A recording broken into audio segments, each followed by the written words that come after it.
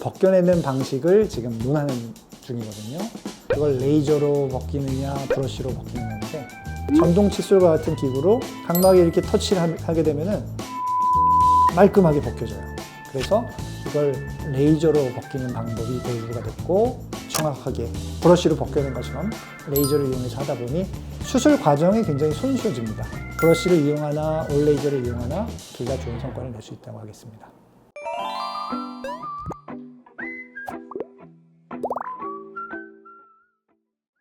안녕하세요. 수연상과 양훈입니다. 오늘은 제가 올 레이저, 브러쉬, 라섹 수술의 방법에 대해서 소개해 드리고자 합니다. 네, 원장님, 올 레이저 수술과 브러쉬 수술 둘의 차이점은 무엇인가요? 저희 병원에는 엑시머 레이저를 두 대를 갖고 있거든요. EX500과 아마리스 레드라는 장비입니다. 제가 아마리스 레드 EX500 설명할 때 벤츠냐 BMW냐 이렇게 설명합니다.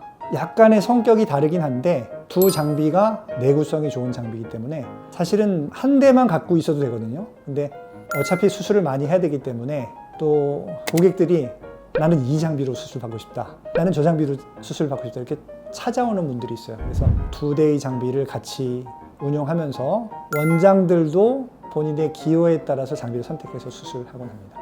사실은 이제 올 레이저냐 브러쉬냐라는 것은 좀 지엽적인 내용이랍니다. 라섹을 할 때는 각막이라고 하는 이 눈의 안구 표면을 레이저로 깎는 건데, 이 각막의 표면에 있는 상피라는 가죽을 벗겨내는 방식을 지금 논하는 중이거든요. 그걸 레이저로 벗기느냐 브러쉬로 벗기느냐인데, 어떻게 벗기든 사실 관계없습니다. 말끔하게 벗겨낸 이후에 실질, 스트로마라는 조직을 표면부터 안경 도수에 맞게 잘 깎아서 목표하는 시력을 정확하게 만들어주면 되는 거예요. 고전적으로는 이 상피를 벗겨내는 방법이 이렇게 약간 무딘 칼날 같은 거 이렇게 벗겨서 했었습니다. 이걸 우리가 엑시머 레이저 PRK라고 했었는데, 이후에 이제 이 아모일 브러쉬라는 걸 이용해서 이렇게 전동 칫솔과 같은 기구로 각막에 이렇게 터치를 하게 되면은 그 상피만 말끔하게 벗겨져요.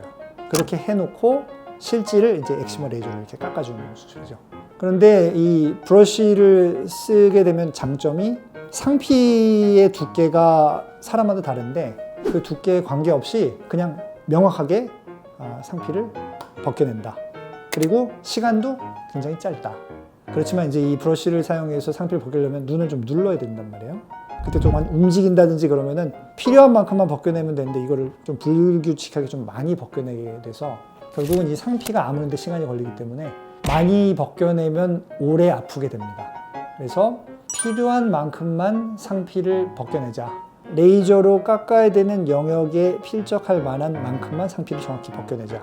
그래서 이걸 레이저로 벗기는 방법이 대두가 됐고, 슈빈트사의 아마리스 레드가 상피를 벗기는 레이저로 벗기는 방법에 상당히 연구를 많이 한 결과, 상피의 두께가 사람마다 다르고 중심과 주변부가 다른데 이것을 대입해서 정확하게 브러쉬로 벗겨낸 것처럼 레이저를 이용해서 하다 보니 수술 과정이 굉장히 손쉬워집니다. 환자는 그냥 앞에 있는 정면 불빛만 바라보면 되고, 레이저가 쭉 쏴서 상피 벗겼고 이어서 실질을 레이저로 깎았으니까 원 스텝으로 그냥 레이저 타는 소리만 좀 듣다가 수술 끝나게 되는 것이 이제 올 레이저 라섹이 되겠습니다. 네, 원장님, 요즘에 올 레이저 수술이 대세인 것 같은데 수연세는 왜 아직 브러쉬 수술 방식을 사용하는 건가요? 브러쉬는 사실 올드한 방법인데 실제 수술 타임은 굉장히 짧습니다. 특히 이제 EX500을 이용해서 브러쉬를 많이 링크해서 수술하는데, EX500이라는 장비는 레이저 굉장히 빠릅니다. 실제 조사되는 시간이 다른 장비 20초 쓸 거를 10초면 끝나버려요. 상피를 벗기는데도 레이저 타임이 아깝다는 거예요. 눌러서 벗기면 되는데 굳이 이걸 레이저 쏘고 있느냐. 신속을 추구하는 원장님들은 브러쉬를 씁니다. 그리고 옵토뷰라는 장비가 있어요. 이것이 각막 상피 세포의 두께를 정확히 측정해내는데, 상피 두께는 대략 50에서 55 마이크론으로 알려져 있는데 어떤 사람은 60 마이크론이거든요. 이런 환자에서 레이저를 55 마이크론으로 설정해서 깎게 되면은 근시 난시가 좀 남을 수가 있어요. 상피 두께를 측정하지 않고서도 브러쉬만 갖고 있으면은 정확히 교정이 된다. 굳이 난 올 레이저는 하지 않겠다. 그래서 이런 신속성을 중요시 여기는 원장님들이 주로 브러쉬를 이용해서 수술하는 걸로 생각됩니다. 네, 맞아요. 올 레이저 수술은 초고도 근시의 경우 오랜 시간 조세해서 좋지 않다고 하는데 사실인가요? 초고도 근시를 레이저 하게 되면은 한 1분 가까이 레이저 조사를 하게 돼요. 레이저를 쏘다 보면은 환자분이 정면에 있는 뭐 녹색 불을 바라보면서 수술하게 되는데 시야가 흐려지니까 잘 안 보이게 돼요. 그럼 제가 수술할 때는 환자분한테 불빛이 흐려지면 멀리 앞을 보시면 됩니다. 이렇게 독려하면서 수술하죠. 근데 눈이 조금 딴 데로 가더라도 안구 추적 상시가 잘 돼 있기 때문에 문제 없이 진행이 될 뿐더러 레이저 때문에 열 손상이 생겨서 뭐 각막 혼탁이 생긴다든지 과교정이 된다든지 뭐 이런 얘기들이 있었는데 엑시머 레이저 개발하는 회사에서도 이 부분을 참작해서 오히려 속도를 엄청 빠르게 계속 나갈 수 있는데도 속도를 약간 느리게 하고 레이저 이곳에 계속 맞으면 그런 열 손상이 생길까봐 여기 쏘고 이쪽 쏘고 저쪽 쏘고 다시 이쪽으로 돌아오는 방식으로 스마트 펄스 테크놀로지라는 방법으로 이런 문제를 해결했다는 겁니다. 그래서 초고도 근시에서 올 레이저는 맞지 않다. 이것은 맞지 않는 얘기가 되겠습니다. 브러쉬를 이용하나 올 레이저를 이용하나 둘 다 좋은 성과를 낼 수 있다고 하겠습니다. 네, 지금까지 올 레이저 브러쉬 라섹 방법에 대해서 설명을 드렸는데요.